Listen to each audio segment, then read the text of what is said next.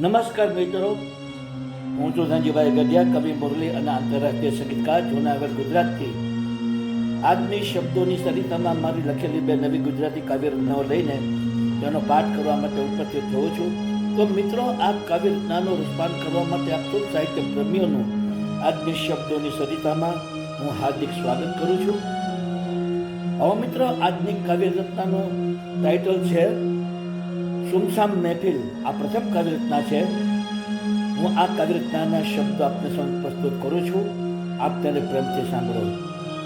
લાખો ચહેરાઓ મારી સામે છે, હું તમામ ચહેરાઓને નિરખી રહ્યો છું. લાખો ચહેરાઓ મારી સામે છે, હું તમામ ચહેરાઓને નિરખી રહ્યો છું. છતાં નજર મારી ક્યાંય મળતી નથી, એટલે જ હું ખૂબ મૂંઝાયો છું.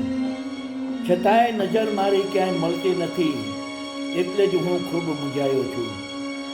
લાખો લોકો અહીંયા દિલવાળા છે, બધાની ધડકન હું સાંભળી રહ્યો છું. લાખો લોકો અહીંયા દિલવાળા છે, બધાની ધડકન હું સાંભળી રહ્યો છું.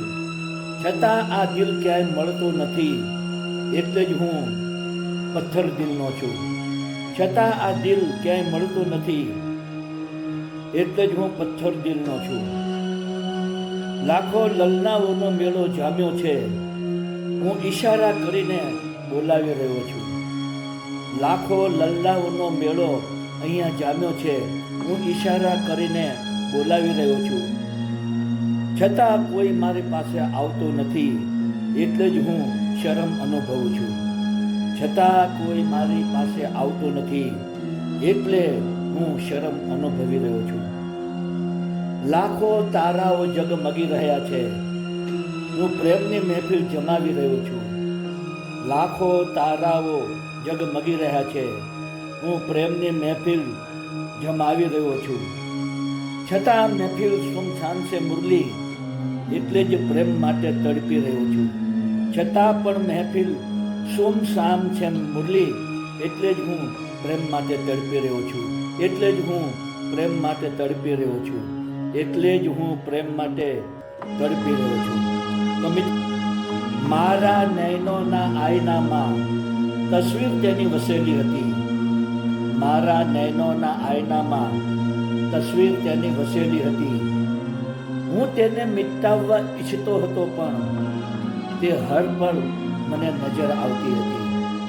હું તેને મિટાવવા ઈચ્છતો હતો, પણ તે હર પળ મને નજર આવતી હતી.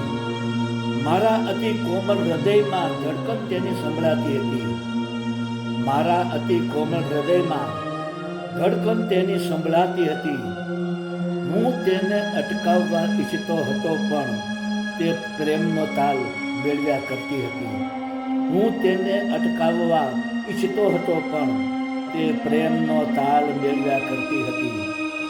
મારા શ્વાસોની લહેરોમાં સરગમ તેની વહેતી હતી. મારા શ્વાસોની લહેરોમાં સરગમ તેની વહેતી હતી. હું તેને રોકવા ઈચ્છતો હતો, પણ તે સુરીલાપણું કદી મુક્તિ ન હતી. હું તેને રોકવા ઈચ્છતો હતો, પણ તે સુરીલાપણું કદી મુક્તિ ન હતી. મારા તન અને મનની અંદર સમયની જેમ શોર કરતી હતી. મારા તન અને મનની અંદર સમીરની જેમ શોર કરતી હતી.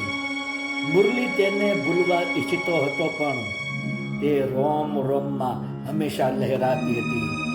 મુરલી તેને ભૂલવા ઈચ્છતો હતો, પણ તે રોમ રોમમાં લહેરાતી હતી. તે રોમ રોમમાં લહેરાતી હતી. તે રોમ રોમમાં લહેરાતી હતી. તો મિત્રો, આપ સૌએ મારી બંને કાવ્ય રચનાઓ સાંભળી, જેના શબ્દ સૌને પસંદ આવ્યા હશે. મારી તમામ કાવ્ય રચનાઓના વિડીયો બનાવીને મેં મારી યુટ્યુબની ચેનલ શબ્દોની સરિતા, હિન્દીમાં કહીશું શબ્દો કી સરિતા, આ ચેનલમાં તમામ વિડીયો અપલોડ કરેલા છે. અને કાવ્યના શબ્દો પણ યુટ્યુબના ડિસ્ક્રિપ્શનના કોલમમાં મેં પેસ્ટ કરેલા છે. તો આપ જરૂરથી મારી કાવ્ય રચનાના વિડીયો સાંભળો, જુઓ, આપના મિત્ર મંડળ અને ગ્રુપમાં શેર કરો, તેને ખૂબ જ કોમેન્ટ આપો, વધુમાં વધુ લાઈક આપો અને મારી ચેનલને સબસ્ક્રાઈબ કરો. બીજું જણાવવાનું કે મિત્રો, આ મારી લાઈવ કાવ્ય રચનાની સ્પીચ દરમિયાન જે બેકગ્રાઉન્ડમાં કીબોર્ડનું સંગીત વાગી રહ્યું છે, તે કીબોર્ડનું સંગીત મારું જ વગાડેલું છે. બાંસુરી વાદનની મારી ચેનલ યુટ્યુબમાં છે, જેનું નામ છે magic of flute into bracket Dhanjibhai Gadhiya. આ ચેનલમાં મેં ઇન્ડિયન ક્લાસિકલ અને લાઇટ ક્લાસિકલ રાગ રાગિનીઓની ધૂનો બનાવી, તેને બાંસુરીમાં વગાડી, તેના વિડીયો બનાવી 125 જેટલા વિડીયો મેં આ ચેનલમાં અપલોડ કરેલા છે. તો જરૂરથી મારું બાંસુરી વાદન સાંભળો, આપના મિત્ર મંડળ અને ગ્રુપમાં શેર કરો, તેને ખૂબ જ કોમેન્ટ આપો, તેમને વધુમાં વધુ લાઈક આપો અને મારી ચેનલને સબસ્ક્રાઈબ કરો. તો મિત્રો, આજની શબ્દોની સરિતામાં આપ સૌએ મારી બંને કાવ્યરચનાઓ પ્રેમથી સાંભળી તે બદલ આપ સૌનો હૃદયપૂર્વક આભાર માનું છું. આપ સૌને મારા ગુડ ઇવનિંગ, ગુડ બાય અને જય શ્રી કૃષ્ણ.